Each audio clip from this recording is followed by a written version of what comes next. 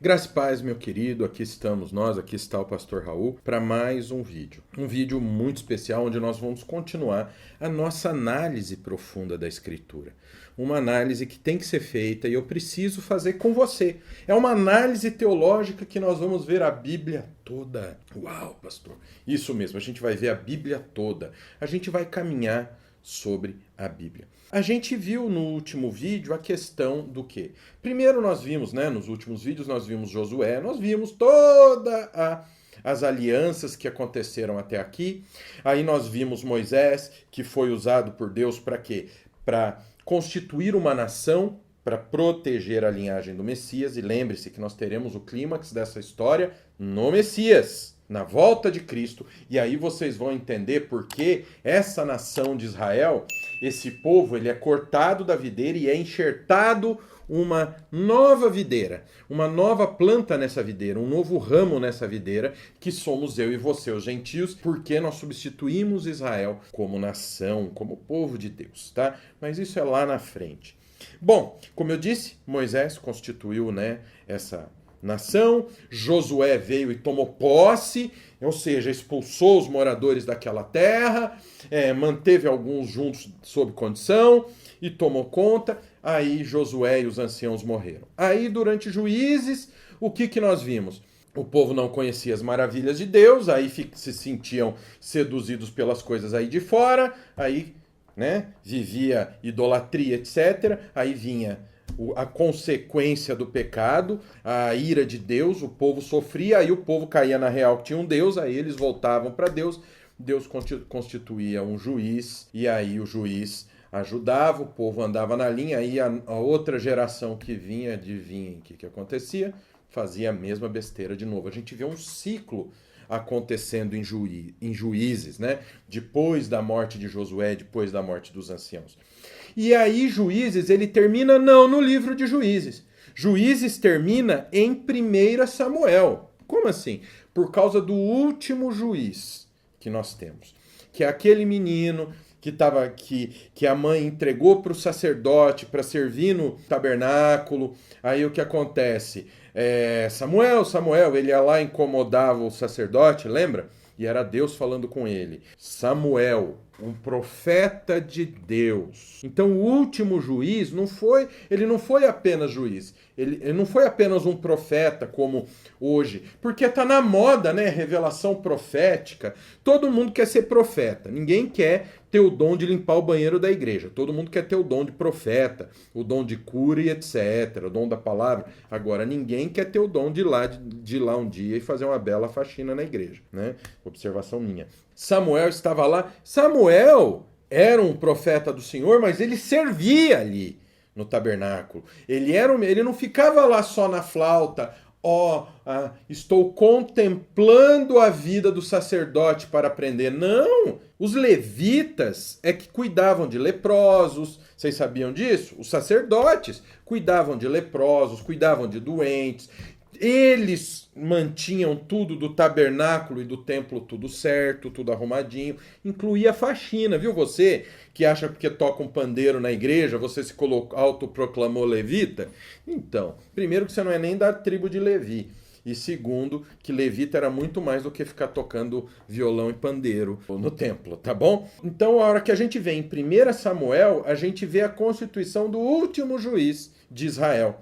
E a gente vai entender aqui por que o último juiz, porque o povo pede um rei. Até então, desde Josué morrendo, a nação de Israel é governada pelo sistema de juízes. Por quê? Porque Deus inspira aqueles homens para quê? Para governar a sua nação. A nação que serve para quê? Vamos lá, fala para mim aí.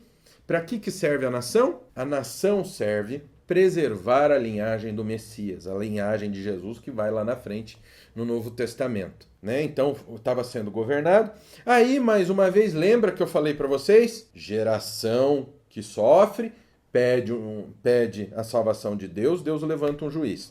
Mesmo com Samuel, o povo começa a ver que os filhos de Samuel já não eram aquela maravilha, porque Samuel era um juiz. Samuel viu o povo sofrendo. Samuel conhece ao Senhor. Agora os filhos dele não. Os filhos dele são filhos do profeta Samuel. Então eles são os playboyzinhos da turma aí. Então o povo começa a ver que os filhos de Samuel já não são aquela Brastemp, né? Já não são aquela maravilha toda.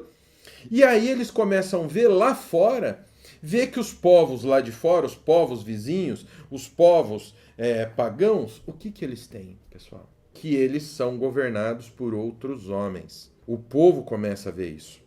Então, quando a gente chega em 1 Samuel, dos capítulos 1 ao 7:17, de onde você está tirando isso? Daqui, ó, do estudo que eu fiz. Do 1:1 ao 7:17, a gente vê a história de Samuel como profeta e juiz. Depois, a gente vê o povo mais uma vez metendo o pé pelas mãos. Por quê? Porque o povo de Israel via os povos, né, via as nações com seus reis, com seus governantes.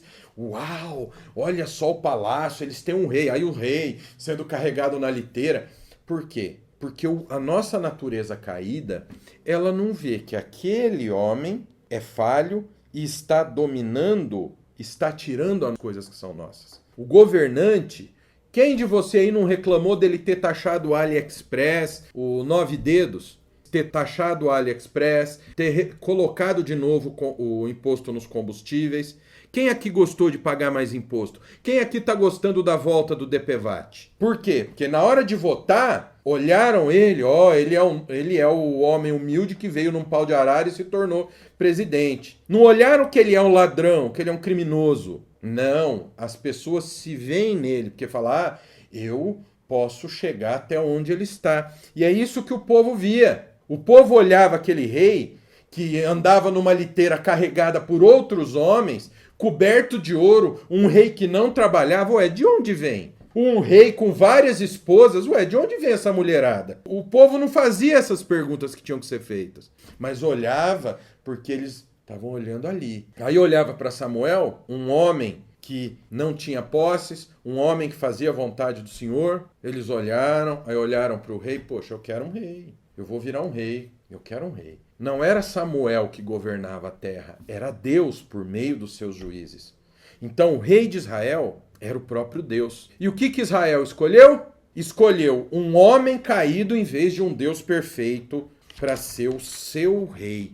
Por quê? Porque viu num homem, vai estar um homem no trono, eu posso chegar lá um dia, ele é igual a mim.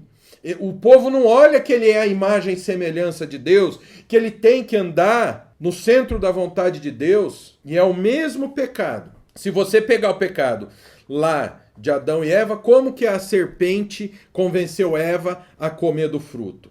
Deus não quer que você coma, porque se você comer, você vai ser como ele. Uau! Assumir o lugar de Deus com todo esse poder.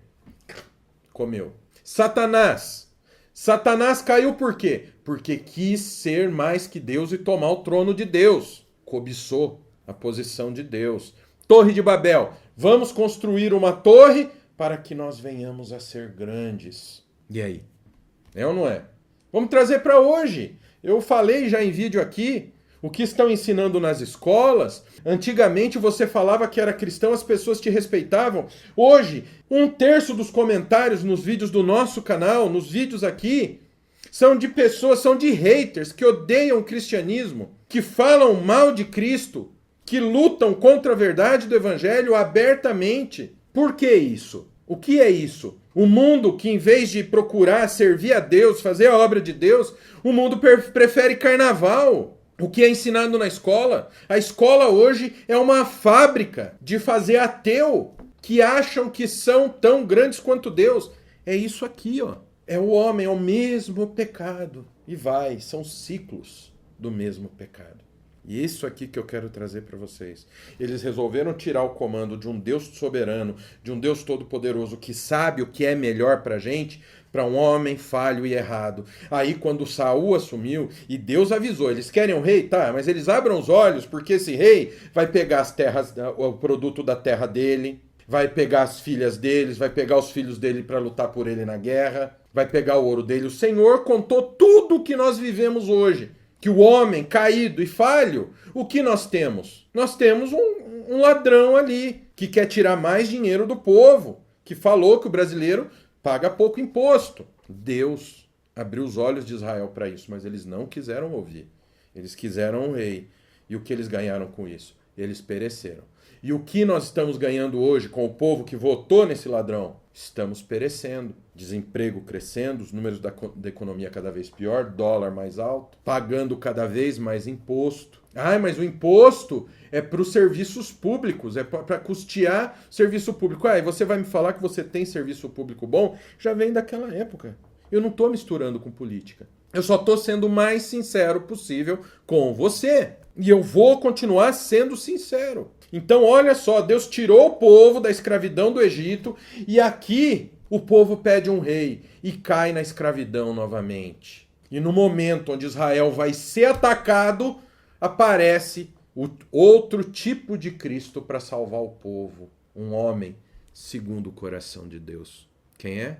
A gente vai falar dele no próximo vídeo. Olha o ciclo, o mesmo ciclo de novo. O povo que deve ter o Senhor no centro só faz o que é pior aos olhos de Deus. E é isso. É isso aqui, ó. O povo tinha o próprio Deus para governá-lo. Escolheu um rei, porque achou que era melhor um homem caído do que Deus. E colheu os frutos disso. Então, olha só. Viu que eu dei o exemplo aqui hoje? O mesmo pecado. Os ciclos são os mesmos. E para você analisar isso, só se você fizer uma análise da Escritura como nós estamos fazendo, de uma forma teologicamente correta. Teologia, querido, eu não estou aqui para escrever uma Bíblia segundo Raul, segundo a teologia. A teologia é um conjunto de ferramentas para você poder o quê? Entender a vontade de Deus que está na Bíblia. A teologia, ela é escrava da Escritura. A vontade de Deus não é aquilo que nós achamos. Nós temos regras. Para poder chegar nesse estudo que você está falando, nós precisamos fazer uma boa exegese, obedecer à hermenêutica, que é o sentido, a interpretação correta da Escritura. Mas como chegar à interpretação correta da Escritura? É impossível? Não. É só usar as ferramentas corretas que a teologia oferece, que são criadas por Deus. Tratar a Bíblia, o texto, como um texto completo, a Bíblia explicando a Bíblia, as regras da hermenêutica. O pecado, para você entender que todo o fundo do pecado é o homem querendo ser soberbo e passar por cima de Deus. Estude a disciplina que é o estudo do pecado, que é a martiologia com H. Você vai entender o modus operandi desse mundo. E aí você não vai ser enganado pelos Kivites da vida, pelos Macedos da vida, pelos Burnet da vida, pelos Leonardo na vida. Você vai poder defender a você e a sua família. Amém? E a gente ensina isso aqui na Formação Completa em Teologia, aqui no Seminário Teológico Nascido de Novo. Vem estudar com a gente, link está aqui na descrição ou no QR Code aqui da tela. Vem estudar com a gente. Nunca mais seja enganado por esses malditos, amém? Não se esquece. Próximo vídeo a gente está aqui, a gente já vai falar do Davizinho. Já vamos falar do homem segundo o coração de Deus. Até a próxima. Deus te abençoe.